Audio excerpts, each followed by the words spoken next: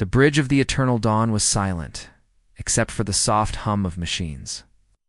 In the center of the massive command deck sat a throne made of black metal and blue crystal. The woman who occupied it had not moved for 3 hours. Supreme Admiral. Hannah stared at the tactical display floating before her. 847 star systems glowed in the hologram, each one marked with her empire symbol. 3 centuries of conquest had given her control over more worlds than any ruler in galactic history.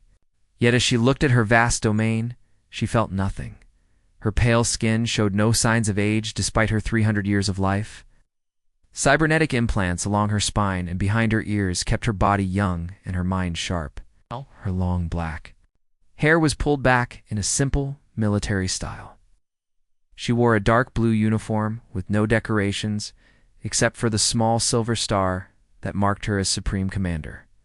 A junior officer approached her throne with careful steps. His hands shook as he held out a data pad. "Admiral, the morning reports from the outer colonies," he said in a quiet voice. Hannah took the pad without looking at him. The young man quickly walked away, grateful to escape her presence. She read through the reports with the same expression she had worn for decades. Rebellion crushed on Kepler 438b. Mining quotas exceeded on Wolf 359c. 300 prisoners executed on Ross 128d for speaking against the Empire. Numbers, statistics, the daily business of ruling through fear. She set the pad aside and returned to staring at her holographic empire. Each glowing dot represented billions of lives under her control. It worked in her factories, fought in her armies, and lived in terror of her displeasure. This was what victory looked like, she reminded herself. This was what she had built. From the ashes of her destroyed homeworld, Admiral Minho entered the bridge and walked toward her throne. He was one of the few who dared to approach without being summoned. Tall and broad-shouldered, with gray hair and kind eyes, he had served. As her second in command for over 50 years, he was also the closest thing she had to a friend, though she would never call him that.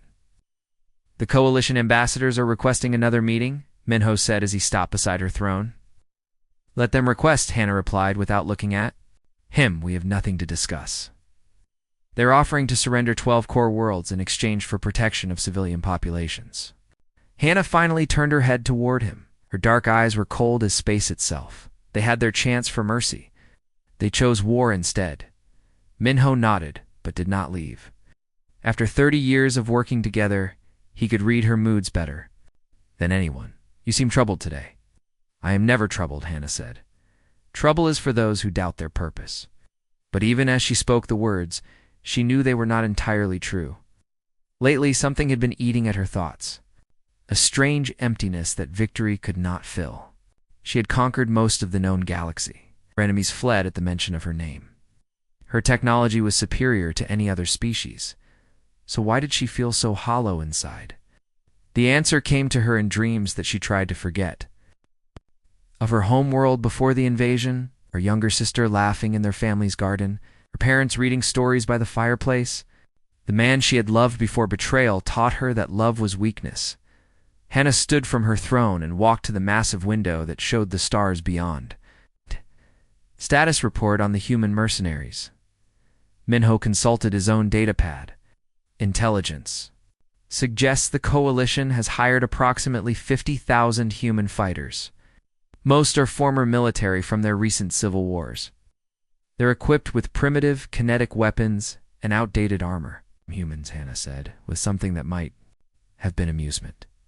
The coalition must be truly desperate. She had studied the human species during her campaigns. They were young, having only achieved spaceflight a few centuries ago. Their technology was crude compared to other spacefaring races.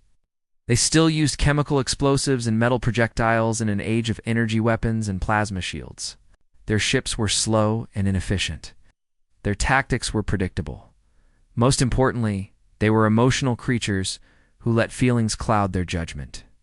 They formed attachments to their comrades, grieved for their dead, and showed mercy to their enemies. In Hannah's experience, such weaknesses made them easy to defeat. "Should we increase security protocols?" Minho asked. "No," Hannah said. 50,000 primitives with projectile weapons cannot threaten an empire. Let them come. It will be educational.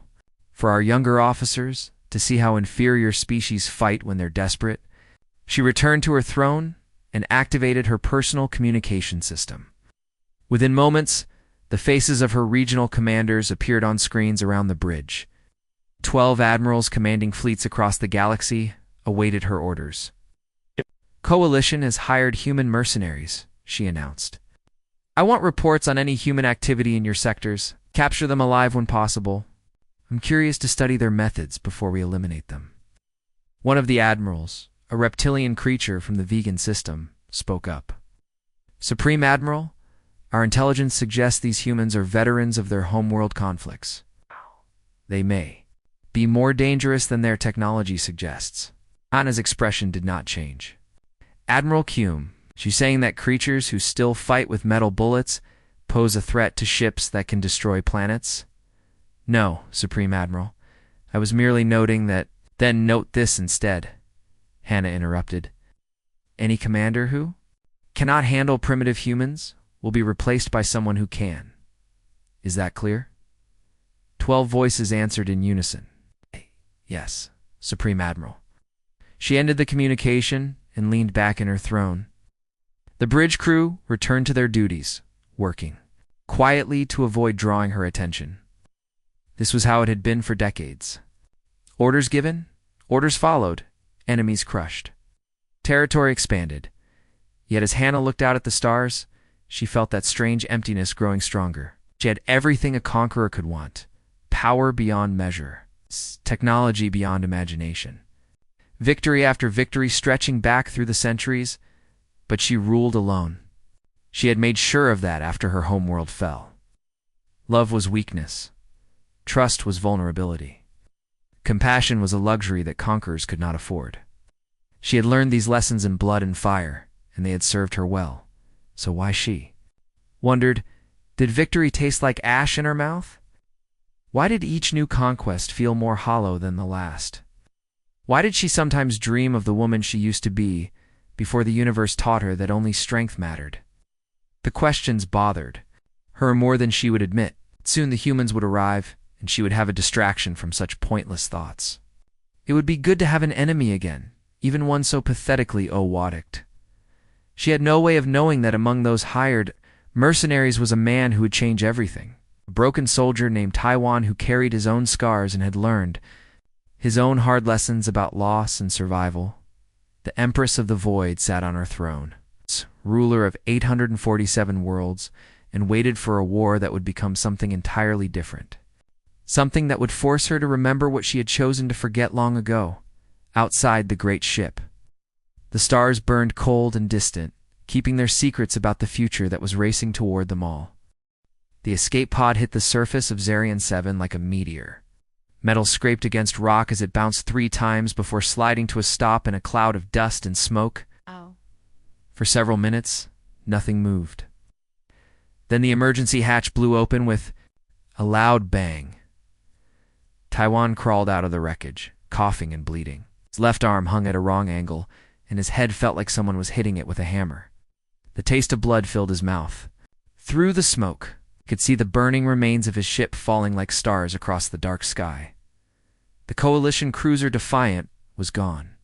So were his crew of 12 good soldiers.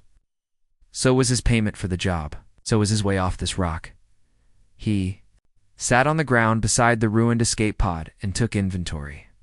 3 broken ribs, a dislocated shoulder, and a concussion that made the world spin. His military-grade armor was cracked, but still working. His sidearm had survived the crash. He had emergency rations for 5 days and water for 3.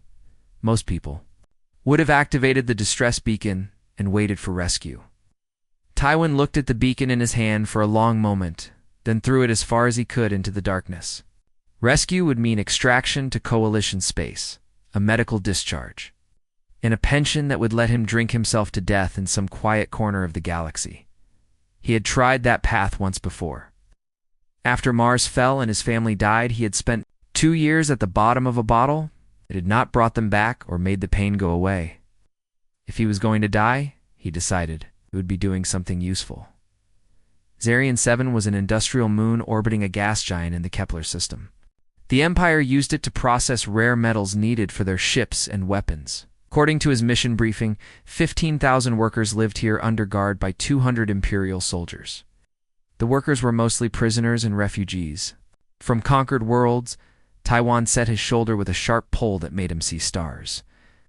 Then he wrapped his ribs with strips torn from his uniform and started walking toward the distant lights of the main facility. He moved slowly, staying in the shadows of the rocky terrain. The first guard post was easy to spot. 2 soldiers in power armor stood beside a checkpoint looking bored. Their weapons were advanced plasma rifles that could cut through tank armor. Their armor could stop anything short of a direct hit from a tank gun. They probably thought they were safe on this remote moon. Taiwan watched them for an hour, learning their routine. Every 20 minutes, one of them walked around the checkpoint, while the other stayed at the scanner console. They talked to each other about sports, complained about the food, and made jokes about the human prisoners. When the walking guard turned his back, Taiwan struck. He came out of the darkness like a ghost, moving despite his injuries with the speed of long training. His combat knife found the weak point where the guard's helmet met his chest armor. The soldier dropped without making a sound. The second guard looked up from his console just in time to see Taiwan's fist coming toward his face. The blow cracked his helmet and knocked him unconscious. Taiwan dragged both bodies into the shadows and took their weapons. The plasma rifle was too advanced for him to understand, but the guard's sidearm was simple enough. He also took their communications equipment and their food supplies. Then he rigged their checkpoint scanner to show false readings and continued toward the main facility. Over the next 3 days, Taiwan learned everything about the Imperial operation on Zarian 7. The workers lived in barracks surrounded by electric fences. They worked 16-hour shifts in the processing plants with barely enough food to survive. Guards beat anyone who complained or worked too slowly. Sick workers were left to die rather than given medical care. It reminded him of the prison camps on Mars, where the rebels had kept civilian hostages. The same cruelty, the same indifference to suffering, the same belief that might made right. Taiwan had sworn after Mars that he would never again stand by while innocent people suffered. His plan was simple. The processing plant depended on a fusion reactor that powered the whole facility. If he could overload the reactor's cooling system, it would shut down automatically to prevent a meltdown. Without power, the electric fences would fail, and the workers could escape. The problem was getting inside. The reactor was deep underground, protected by multiple layers of security: guards, cameras, locked doors, automated weapon systems. Frontal assault would be suicide even for a full military unit, but Taiwan had learned a few things during his years as a soldier. The Empire's technology was advanced, but it had weaknesses. Their systems were designed to handle external threats, not sabotaged from within. Their guards were trained to fight other soldiers, not ghosts who struck from the shadows. He spent 2 more days gathering supplies: chemicals from the processing plant that could be mixed into explosives, wire and metal scraps that could be turned into timers and detonators, a maintenance uniform stolen from a laundry facility, an identification card taken from a guard who would not be waking up on the 6th night after his crash. Taiwan made his move. Dressed as a maintenance worker, he walked through the main gate like he belonged there. The guards barely looked at his stolen ID card. Inside the facility, he moved through corridors and service tunnels with the confidence of someone who had studied the layout for days. The reactor chamber was a cathedral of humming machinery. Massive cooling pipes carried superheated plasma away from the fusion core. Computer systems monitored every aspect of the reaction, ready to shut everything down at the first sign of trouble. Taiwan placed his homemade bombs at carefully chosen points along the cooling system. Not enough to cause an explosion, but enough to convince the computers that a dangerous malfunction was occurring. He set the timers for 30 minutes and headed for the exit. 20-8 minutes later, alarms began screaming throughout the facility. Emergency lights bathed everything. In red as the reactor automatically shut down, the electric fences died. Doors that required power to stay locked clicked open. In the worker barracks, 15,000 prisoners looked at each other in amazement as their cage doors swung wide. Some were too weak to move, others were afraid it was a trick. But enough of them remembered what freedom felt like to start running. TE1 watched from a hilltop as streams of people were poured out of the facility and scattered into the rocky wilderness. Imperial soldiers tried to stop them, but there were too many refugees moving in too many directions. By dawn, most of the workers had vanished into the maze of canyons and caves that covered the moon. The next day, Imperial reinforcements arrived to restore order. They found a facility in chaos, a reactor that would take weeks to repair, and a message painted on the wall of the command center in bright red letters. The ghost of Zarian was here. More will follow. News of the escape spread through the underground. Networks that connected resistance groups across the Empire. For the first time in years, people who had given up hope began to believe that someone was fighting back. The stories grew with each telling. Human soldier who could walk through walls. Phantom who struck without warning and vanished like smoke. Taiwan knew nothing about the stories. He was already moving to his next target, living off the land, and planning his next strike. His body ached constantly, and his supplies were running low. But he had found something he thought he had lost forever on Mars. He had found a reason to keep. Fighting the ghost of Zarian had work to do. For 3 months, the ghost of Zarian haunted the Empire. Supply convoys vanished in the night. Prison camps emptied without explanation. Weapons depots exploded with no sign of who had planted the bombs. Imperial commanders sent increasingly desperate reports to the Eternal Dawn, describing impossible victories by a single human fighter. Hannah read each report with growing interest. Someone had destroyed an entire garrison using nothing but farming equipment and stolen explosives. Someone had disabled a dreadnought by turning its own mining laser against it.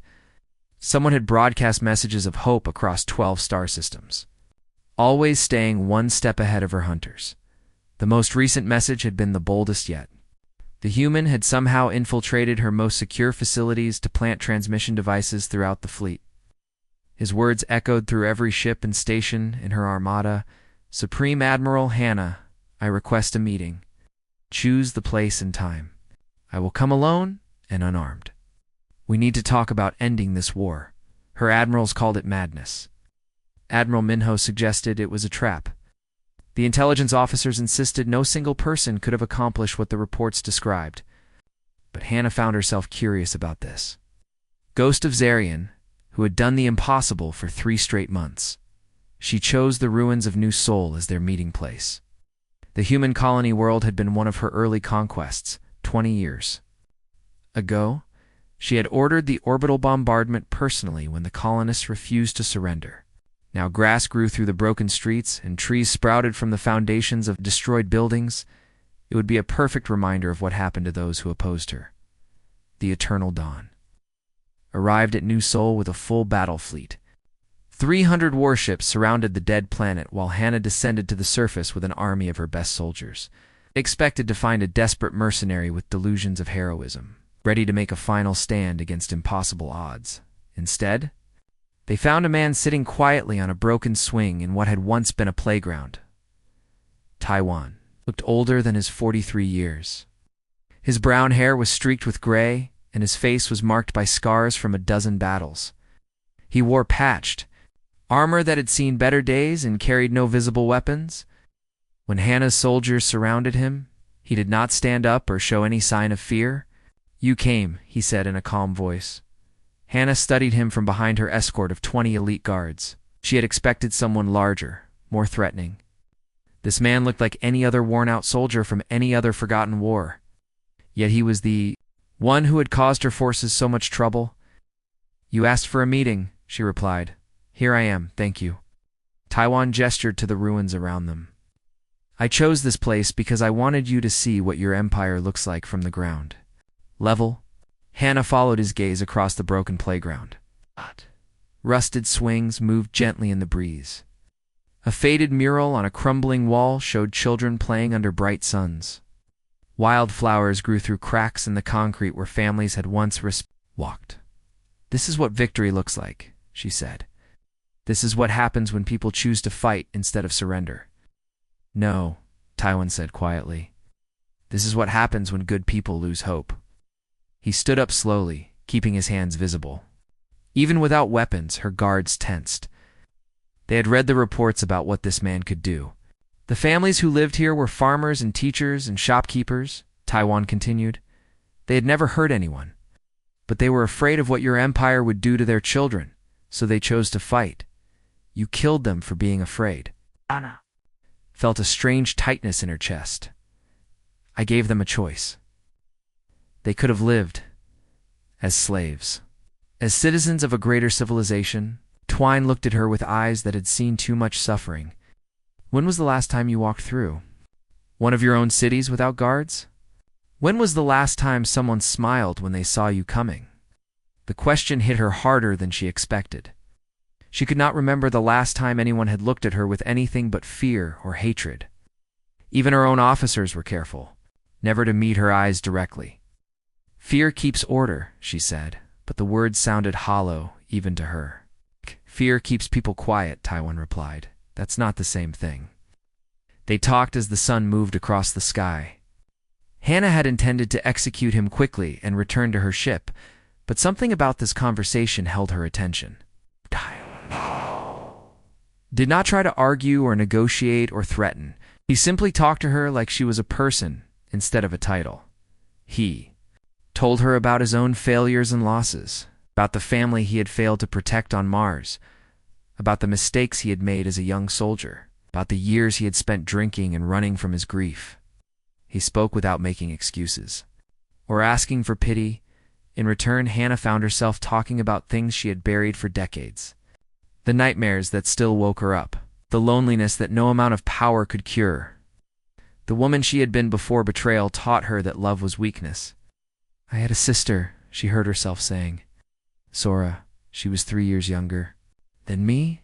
She used to sing while she worked in our family's garden. She had the most beautiful voice. What happened to her? The hegemony killed her when they invaded our world. I watched them do it. I was hiding in the ruins of our house, and I watched them cut her throat because she would not tell them where the other survivors were hiding.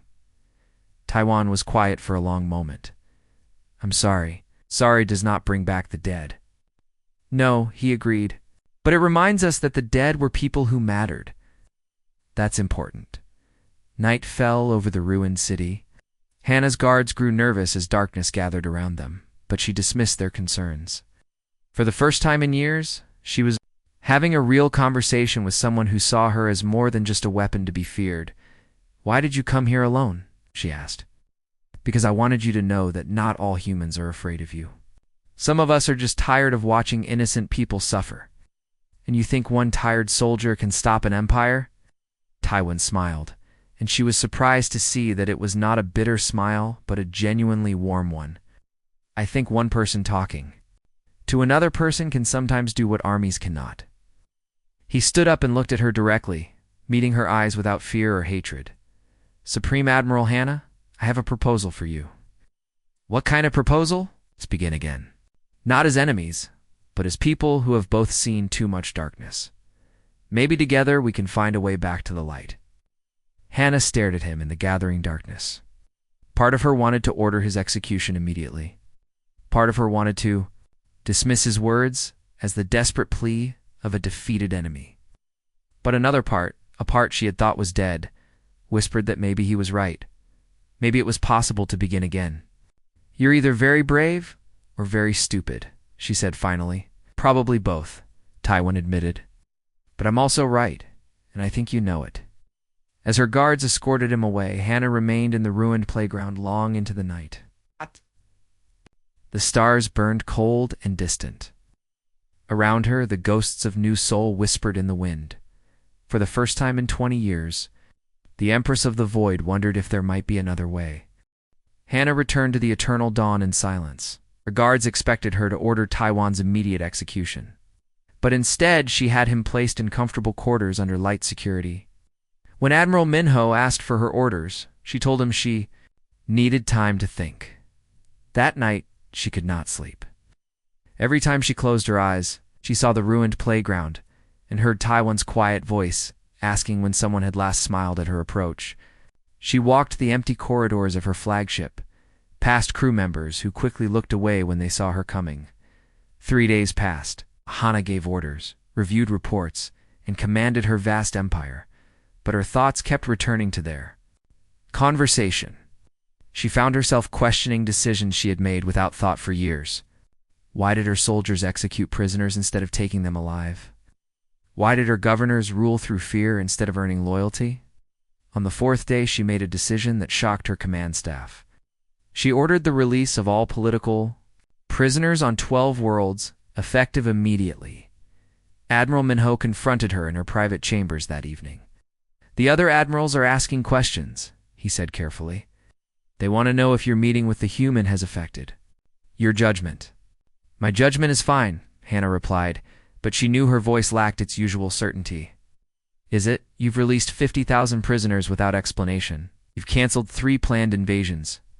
Yesterday you sent medical supplies to worlds. We conquered instead of demanding higher tribute payments." Hana turned away from him to look out at the stars. Those worlds were suffering from plague. Dead populations produce nothing. "Since when do you care about production efficiency over control?" The question hung in the air between them. Minho had been her friend and advisor for decades. He had earned the right to speak honestly even when she did not want to hear it. "Humans showed me something," she said finally. "What?" "Evidence of what our empire has become while I focused on grand strategy." Over the past week, Taiwan had somehow continued his information campaign from his prison cell. Documents appeared on public networks showing corruption among her officers. Videos surfaced of imperial soldiers committing atrocities in her name. Financial records proved that her governors were stealing from both the empire and the people they ruled. Each revelation cut deeper than the last. The woman who had once fought to protect her people had created a machine that devoured the innocent. Her subordinates had turned her empire into exactly the kind of brutal tyranny she had originally set out to destroy. "These could be forgeries," Minho suggested. "They're not." Hana had verified every document personally. While we conquered new worlds, our own people became monsters. A communication alert interrupted their conversation. The coalition fleet was mounting its largest offensive in years, striking at 3 separate sectors simultaneously. This was the moment Hana's enemies had been waiting for. When her forces were scattered and her leadership was in question, her response surprised everyone, including herself. Instead of mobilizing for total war, she opened communication channels with the coalition commanders. "This is Supreme Admiral Hana," she broadcast to the enemy fleet. "I want to understand why you fight so desperately against my rule." The coalition response came from Admiral Chen, a human military leader she had fought before. "Because your empire crushes everything good in this galaxy. Because you turn free people into slaves and call it civilization. What if I told you that was never my intention? Would say that intentions matter less than actions? And your actions have caused more suffering than any conqueror in galactic history." The words hit her like physical blows. Hana realized that she had become the very thing she once fought against. The scared girl who had watched her sister die had grown into a monster, who had come to a monster, who created other scared children on 1,000 worlds. That night, she visited Taiwan in his quarters. He was reading from a datapad, looking perfectly calm, despite being a prisoner on an enemy warship. "You knew this would happen," she said. "Well, I hoped it would," he replied. "You're not evil, Hana. You're just someone who got lost in the darkness for a long time. My people see me as weak now. The coalition still sees me as a monster. What am I supposed to do with that?" Taiwan set down his datapad and looked at her with those calm, understanding eyes. "You're supposed to prove them both wrong. Show your people that strength comes from justice, not fear. Show the coalition that even emperors can change. And if I fail, then you fail trying to do something good instead of succeeding at something terrible. That's still an improvement." Over the following weeks, Hana began implementing changes throughout her empire. Corrupt officers were removed from command. Brutal policies were replaced with fair laws. Occupied worlds were given representation in imperial government. The changes were small at first, but they sent ripples throughout the galaxy. Not everyone welcomed the reforms.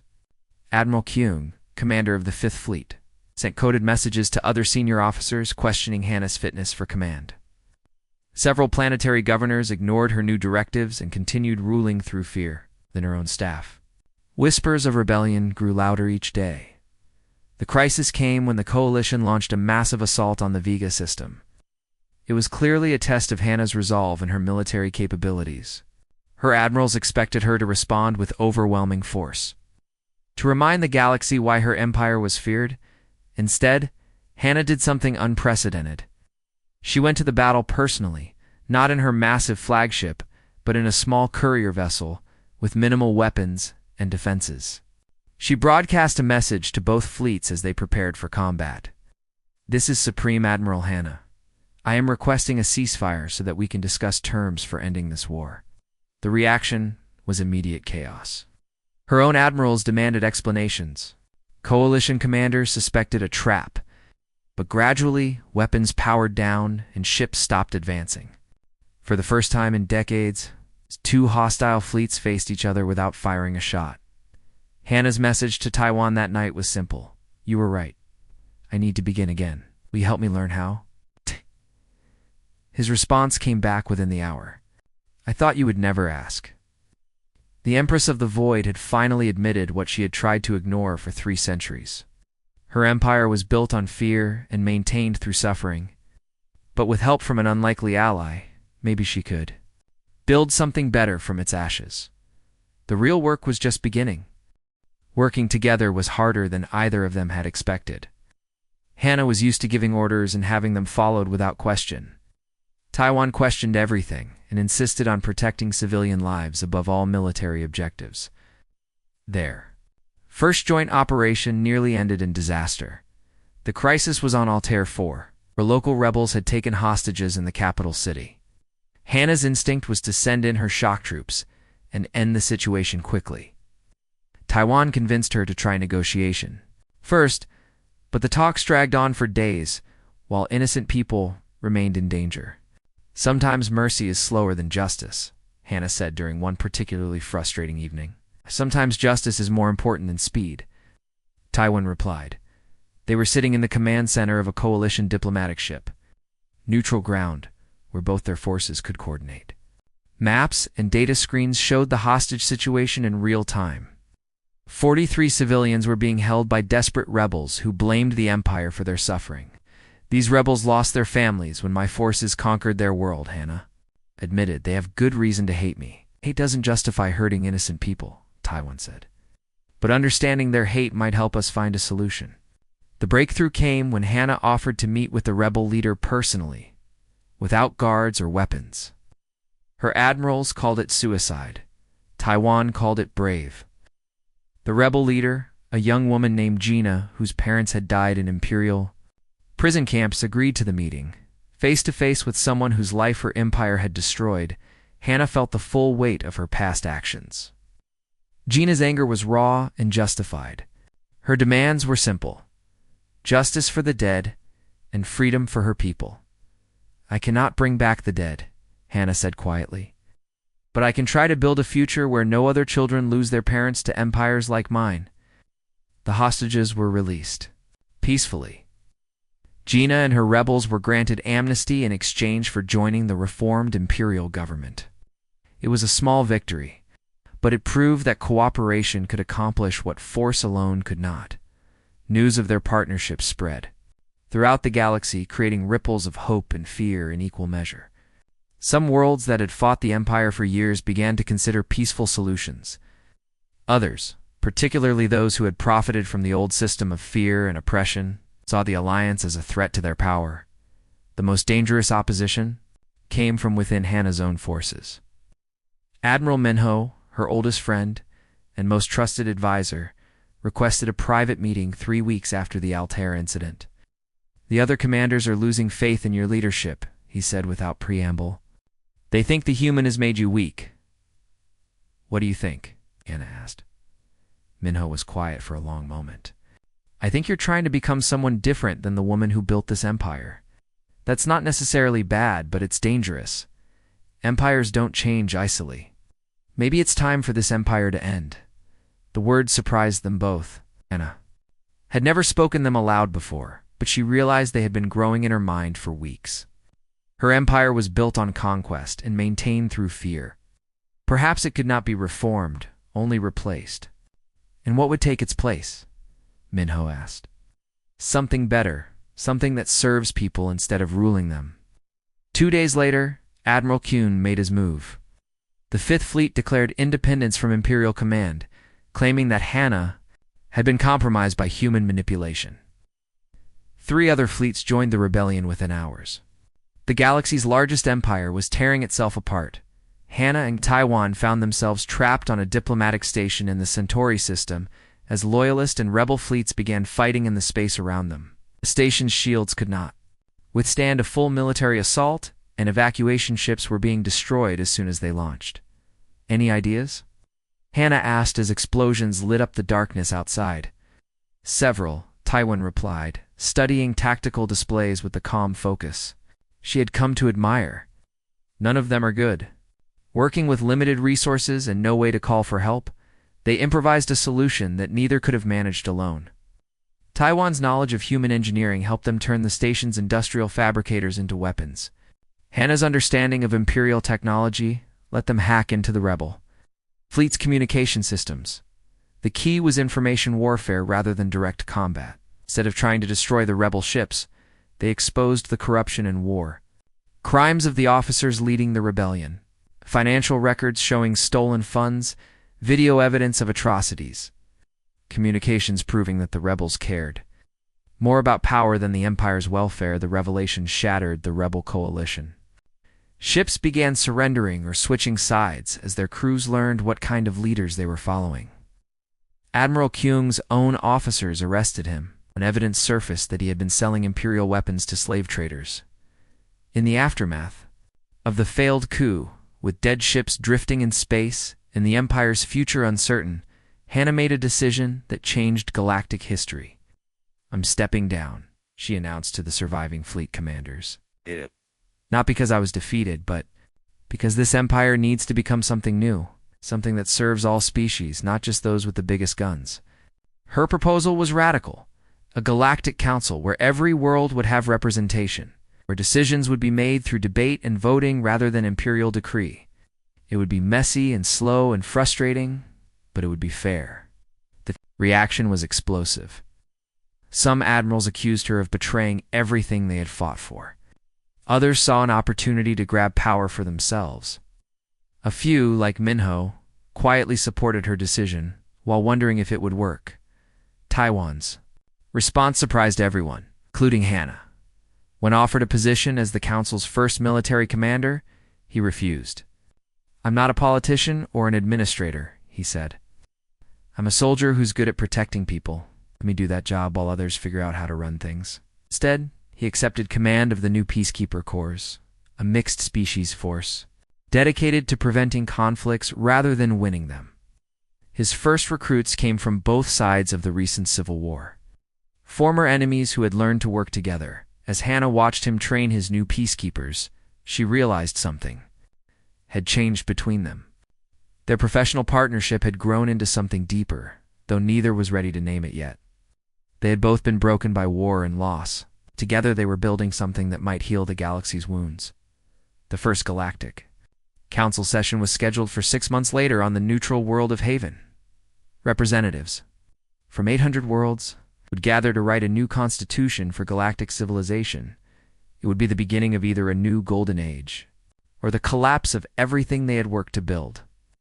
But for the first time in centuries, Hannah felt hopeful about the future. 2 years after the Galactic Accords established the new order, Chancellor Hannah stood at the podium in the Great Assembly Hall on Haven. 800 representatives from across the galaxy listened as she delivered her annual address on the state of galactic civilization. "We are not perfect," she said, looking out at the diverse crowd of humans, reptilians, insectoids, and dozens of other species. "We still have conflicts. We still have disagreements. But we settle them with words instead of weapons, and that makes all the difference." In the back of the hall, Taiwan watched with quiet pride. As commander of the Peacekeeper Corps, he had spent the past 2 years preventing 17 potential wars and helping negotiate peaceful solutions to countless smaller disputes. His mixed-species teams were becoming legendary for their ability to diffuse conflicts before they exploded into violence. The transition had not been easy. Some worlds still resisted the democratic system, preferring the predictable tyranny of the old empire to the messy uncertainty of self-governance. Pirates and warlords tried to fill the power vacuum left by Hannah's withdrawal from absolute rule. 3 times, separatist movements had threatened to restart the Galactic War, but progress was undeniable. Trade routes flourished under protection of international patrol fleets. A generation of children was growing up on former battlefields, learning that cooperation was normal rather than exceptional. The refugee camps that had dotted the galaxy for decades were slowly emptying as people returned to rebuild their homeworlds. Hannah had struggled with her new role as an elected leader. Democracy was messy and frustrating and slow. She had to persuade rather than command, accept criticism rather than crush dissent, compromise rather than impose her will. Some days she missed the simplicity of absolute power, but she had Taiwan to help her navigate the frustrations. He understood the weight of leadership and the loneliness of command. More importantly, he understood her past and did not judge her for it. The relationship had deepened slowly, built on shared challenges and quiet moments between crises. "You're brooding again," Taiwan said as they walked through the gardens of the government complex after her speech. "I'm thinking," Hannah replied, but she was smiling. "About what? About whether this will last. Whether people will choose to stay together when things get difficult," was a reasonable concern. The accords had been signed during a moment of crisis, when everyone was exhausted by war, but maintaining peace required constant effort and compromise, qualities that were harder to sustain than the simple brutality of conquest. Their answer came sooner than expected. A message arrived at the Peacekeeper headquarters 3 days later, delivered by an encrypted courier ship that had traveled from the edge of known space. Sender was someone Hannah had hoped never to see again. Juan had been her lover before. The fall of their homeworld, before betrayal, taught her that trust was dangerous. He was the one who had sold out their location to the invading hegemony forces in exchange for gold and promises of power. She had thought him dead for decades. Message was simple. "Meet me at Kepler 44b, the place where it all began. Come alone, or watch the galaxy burn." Intelligence reports confirmed their worst fears. Juan commanded a coalition of separatist forces, warlords who had profited from the old system and wanted to restore it. They had been building fleets and secret recruiting soldiers from species that felt marginalized by the new democratic order. Their demands were straightforward: restore the empire with Hannah as absolute ruler, or face a war that would make the previous conflicts look like minor skirmishes. "It's obviously a trap," Taiwan said as they reviewed the intelligence in Hannah's private office. "Of course it is," Hannah agreed. "But if I don't go, he'll follow through on his threat. Thousands of worlds will burn while we debate our response in the council. Then we go together," he said to come alone. "Since when do we follow orders from terrorists?" Their journey to Kepler 442 betook them through some of the galaxy's most dangerous space. Juan's allies controlled several key systems, and peacekeeper ships were being attacked on sight. But Taiwan had trained his people well. Their mixed-species crews proved more adaptable than the separatist forces expected. Kepler 44b was a dead world now, its cities reduced to radioactive craters by the ancient war that had shaped both Hannah and Juan. They landed near the ruins of what had once been the capital. Where children had played in parks that were now fields of glass, Juan was waiting for them with a small army of followers. He looked older, but not wiser, his face marked by the same anger and bitterness that had driven him to betrayal decades ago. His forces outnumbered the peacekeepers by 10 to 1, but Taiwan seemed remarkably calm about their odds. "You brought a pet," Juan said, gesturing toward Taiwan with obvious contempt. "I brought a partner," Hannah replied. "Someone who understands that strength comes from building rather than destroying." Touching, Guan sneered, but irrelevant. I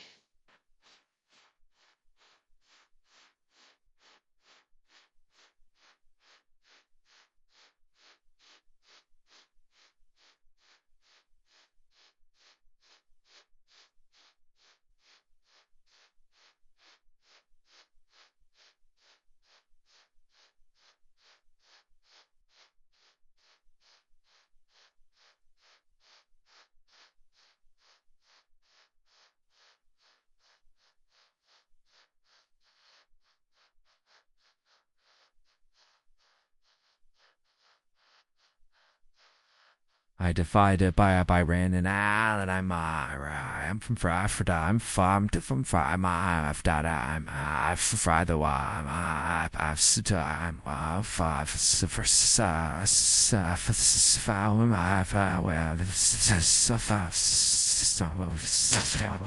take back your empire. Rule as you were meant to rule. Galaxy needs strong leadership, not the chaos of democracy. The galaxy needs justice, not strength. Justice is a luxury that conquerors cannot afford.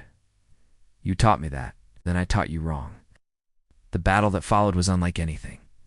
In galactic history, instead of massive fleets clashing in space, it was fought with words and ideas as much as weapons.